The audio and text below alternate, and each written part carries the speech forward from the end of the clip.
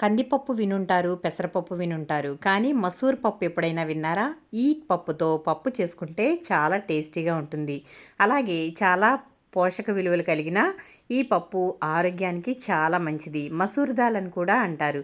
మరి ఈ పప్పుని ఈజీగా చాలా తక్కువ టైంలోనే టేస్టీగా ఏ విధంగా తయారు చేసుకోవాలో చూద్దాం.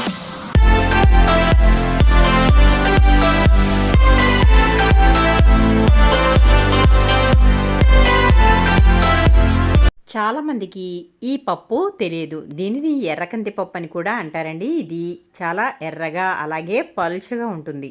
మరి ఈ పప్పుని మనం దాల్ముడి తింటాం కదండీ! స్వీట్ షాప్‌లో దాల్ముడి దొరుకుతుంది కదా! అదే పప్పు ఈ పప్పు. మరి అదైతే తొక్క ఉంటుంది. ఇదైతే తొక్క తీసి ఈ విధంగా ఎర్రకంది పప్పు అంటారు. అలాగే మసూర్ దాల్ అంటారు. ఈ పప్పు అయితే నేను ఒక 200 గ్రాములు తీసుకున్నాను. ఆ తర్వాత ఒక 2 పెద్ద టమాటాలు, ఒక పెద్ద ఉల్లిపాయ, 4 పచ్చిమిర్చి, కొంచెం కరివేపాకు తీసుకున్నాను.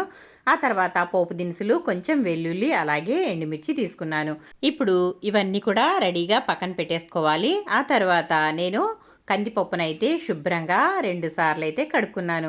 ఇది చాలా పలచగా ఉండడం వల్ల ఇది కుక్కర్ అనేది పెట్టుకోవాల్సిన అవసరం లేదండి. మనకి పావు గంటలో చక్కగా పర్ఫెక్ట్‌గా పప్పు అయితే తయారైపోతుంది. చాలా టేస్టీగా కూడా ఉంటుంది. మరి ఈ విధంగా నేనైతే ఒక బాండీ తీసేసుకున్నాను. బాండీలో కొంచెం ఆయిల్ అయితే వేసేసుకోవాలి. మనం పప్పు వండుకున్నాక లాస్ట్‌లో పప్పు తాలింపు పెట్టుకుంటాం. కానీ ఈ పప్పు చాలా వెరైటీగా ఉంటుందండి. ఫస్టే తాలింపు అయితే వేసుకోవాలి. నేను ఇక్కడ ఆయిల్ వేసుకున్నాను కదా! ఆయిల్ కాగిపోయిన తర్వాత దీంట్లో ముందుగా వెల్లుల్లి వేసుకోవాలి. వెల్లుల్లిని కొంచెం చితక్కొట్టి వేసుకోవాలి. వెల్లుల్లి ఎక్కువగా వేసుకోవాలి. ఆ తర్వాత ఒక 5 ఎండుమిర్చిని చిన్న ముక్కలుగా కట్ చేసి వేసుకోవాలి. ఇందులో పోపు ఎక్కువగా ఉంటే చాలా బాగుంటుంది. ఇదంతా కూడా పోపుని చక్కగా వేగనివ్వాలండి. ఈ పోపు వేగిన తర్వాత ఇందులో కొంచెం ఆవాలు, అలాగే మినప్పప్పు, పచ్చిశనగపప్పు అంటే పోపు గింజలు వేసుకోవాలి. పప్పు చాలా టేస్టీగా ఉంటుంది. అలాగే లంచ్ టైంలో మనం పప్పు చేసుకోవాలంటే కుక్కర్ పెట్టాలి, అది ప్రెషర్ పోవాలి, ఇవన్నీ ఉంటాయి కదా! కానీ ఈ పప్పు మనకి రైస్ ఉడికినంత సేపు కూడా పట్టదండి.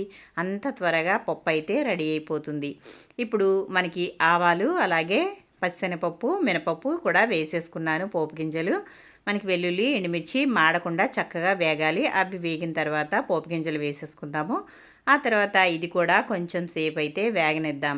చూసారు కదా చక్కగా వేగిపోయింది. ఇప్పుడైతే ఇందులో కొంచెం సన్నగా కట్ చేసి పెట్టుకున్న ఉల్లిపాయలు, అలాగే పచ్చిమిర్చి, కరివేపాకు వేసుకోవాలి. ఉల్లిపాయలు మీకు ఎక్కువగా కావాలనుకుంటే ఇంకా ఎక్కువైనా వేసుకోవచ్చు. నేను ఇక్కడ పెద్ద సైజుది ఒకటైతే వేశాను. ఈ ఉల్లిపాయ మరీ మెత్తగా అంటే ఎర్రగా వేగిపోవాల్సిన అవసరం లేదు. కొంచెం మగ్గితే సరిపోతుంది. అంటే కొంచెం క్రంచీగా ఉంటేనే మనకి తినేటప్పుడు బాగుంటుంది. ఇది కూడా కొంచెం సేపు అయితే ఇలా వేయించేసుకోవాలి. ఇది వేగిన తర్వాత ఇప్పుడు ఇందులో మనం కట్ చేసి పెట్టుకున్న టమాటాలు అయితే వేసుకోవాలి. మనకి ఇది దగ్గర దగ్గర పప్పు టమాటా టేస్ట్ అయితే ఉంటుంది. కానీ టేస్ట్లో మాత్రం ఈ మసూర్ పప్పు అనేది చాలా బాగుంటుంది. ఈ ఉల్లిపాయ కొంచెం మగ్గే వరకు మూత అయితే పెట్టాను. ఆ తర్వాత మూత తీసి చూద్దాము. ఇదిగోండి ఉల్లిపాయ కూడా మనకి చక్కగా వేగిపోయింది. మరొకసారి అయితే బాగా కలిపేసుకోవాలి. ఇలా కలిపేసుకున్న తర్వాత ఇప్పుడు సన్నగా కట్ చేసి పెట్టుకున్న 2 టమాటాలు అయితే వేసేసుకుందాము. మీకు ఒకవేళ 2 టమాటాల కన్నా ఇంకా ఎక్కువ కావాలనుకున్నా కూడా వేసుకోవచ్చు. ఎన్ని వేసుకున్నా పప్పు అయితే టేస్ట్ బాగుంటుంది. ఇప్పుడు టమాటాలు కూడా వేసేసి ఒకసారి బాగా కలిపేసుకున్న తర్వాత మూత పెట్టేసి చిన్న మంట మీద టమాటా మగ్గే వరకు బాగా మగ్గనివ్వాలి.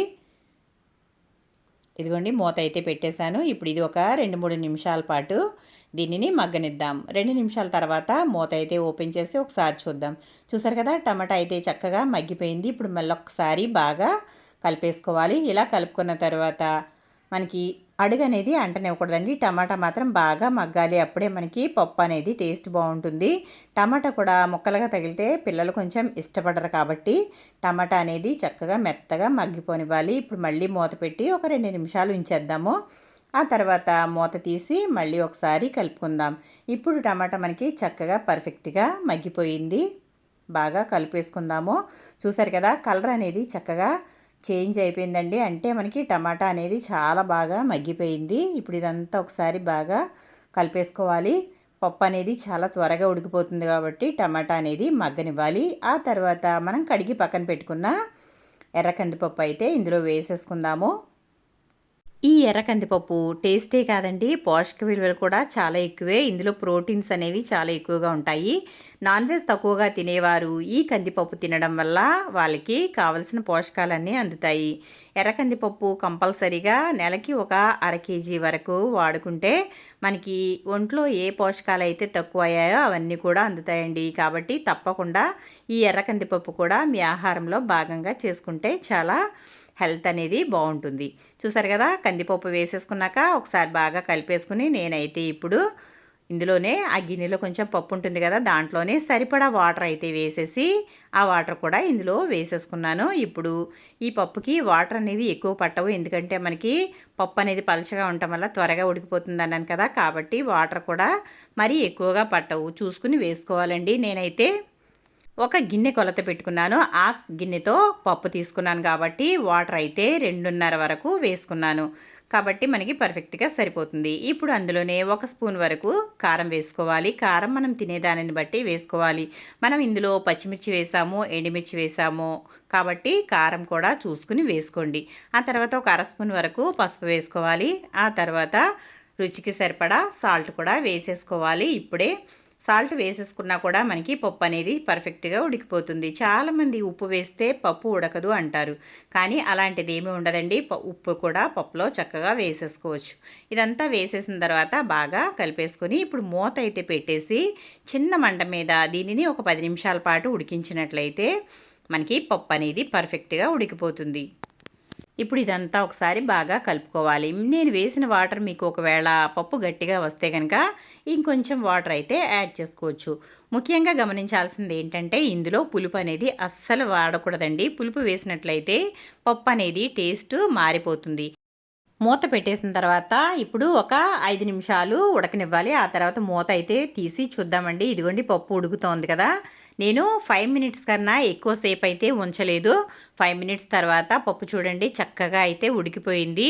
ఈ విధంగా దీనిని ఆఫ్ చేసేసుకోవచ్చు. మీకు ఇంకా మెత్తగా కావాలంటే కనుక ఇంకొక 5 నిమిషాల పాటు దీనిని కుక్ అవ్వనివ్వచ్చు. ఎలా ఉన్నా కూడా పప్పు అనేది చాలా బాగుంటుంది. చూడండి ఇక్కడ మీకు పప్పు అయితే మంచి కలర్ఫుల్గా కనిపిస్తుంది కదా, చాలా త్వరగా ఉడుకుతుంది, చాలా టేస్టీగా ఉంటుంది. అలాగే మీకు లంచ్ బాక్స్లో లేదా అర్జెంటుగా వంట చేయాలనుకున్నప్పుడు ఈ పప్పు అయితే తెచ్చిపెట్టుకోండి. మీకు 10 నిమిషాల్లోనే పప్పు అనేది రెడీ అయిపోతుంది.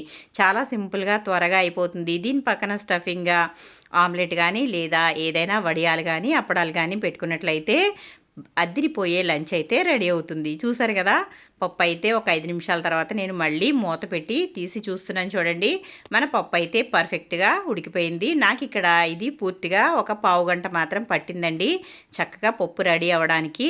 చూసారు కదా, చక్కగా తయారైంది. పప్పు అయితే మంచి స్మెల్ అయితే వస్తుంది, ఘుమఘుమలాడిపోతుందండి. మరి ఈ విధంగా మీరు కూడా ఒకసారి తప్పకుండా ట్రై చేయండి ఫ్రెండ్స్. మీకు ఏ విధంగా వచ్చిందనేది నాకు కమెంట్ సెక్షన్లో కమెంట్ పెట్టండి. మన ఛానల్ ఫస్ట్ టైం చూస్తున్న వాళ్ళైతే తప్పకుండా సబ్స్క్రైబ్ చేసుకోండి. బెల్ అనేది యాక్టివేట్ చేసుకుంటే మీకు ముందుగా నేను వీడియో పెట్టినప్పుడు నోటిఫికేషన్ అనేది వస్తుంది.